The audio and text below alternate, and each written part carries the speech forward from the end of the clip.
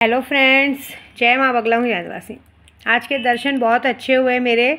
लेकिन मैं आपको सबसे पहले बताऊंगी एक बात, आप लोग सब लोग एकदम शॉकिंग होंगे कि आज की तारीख में आजकल राजस्थान में पुष्कर में एक सुशीला किन्नर करके बहुत फेमस है। आजकल इंस्टाग्राम पे बहुत चल रहे हैं, लोगों को चैलेंज करते हैं कि मैं अगर हार गए तो खड़े खड़े 5 करोड़ दूंगी, 10 करोड़ दूंगी। तो मैं यहाँ पे अजमेर आई थी, तो मैंने उन्होंने मेरे बाके जैसे कपड़े पहने थे, झूठ नहीं बोलूँगी, बाके जैसे दिख रही थी। तो मेरी इच्छा हुई कि उनसे जाके मैं मिलूँ। क्या होता है, एक माँ की उम्र के और किन्नर भी है, तो किन्नर का आशीर्वाद लेने अच्छा होता है। मैं अपनी इतना बड़ा इलेक्शन का काम ले रहे, और उन्होंने गौ रक्षा का किया था कि गायें पालती हैं। तो मैंने सोचा कि आज मैं उनके लिए एक साड़ी लेके गई थी, और गौ रक्षा है, तो मेरे पूरे ग्रुप वालों की वजह से चादर चढ़ा, तो मेरे लिए चलो 5,5100 रुपया उसको मैं दे के आऊँगी कि गौ रक्षा के लिए।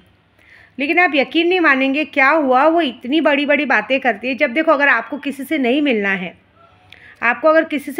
है, तो आप एटलीस्ट उसको बोलो कि मुझे नहीं मिलना है।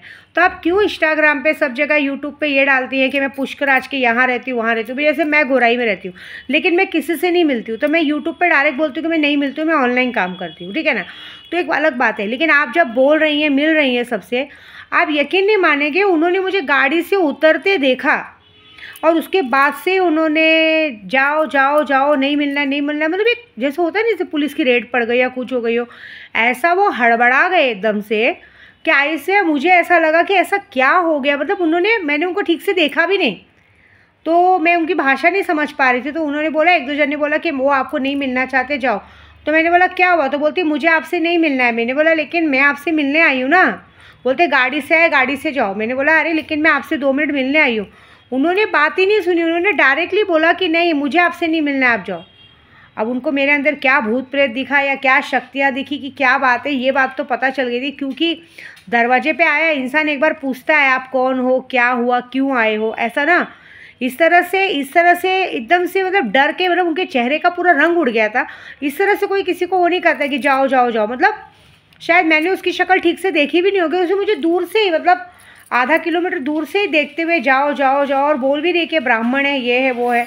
अब ये बात तो मेरे को समझ में नहीं आई कि आखिर बात क्या थी। अब जो भी बात थी भगवान जाने।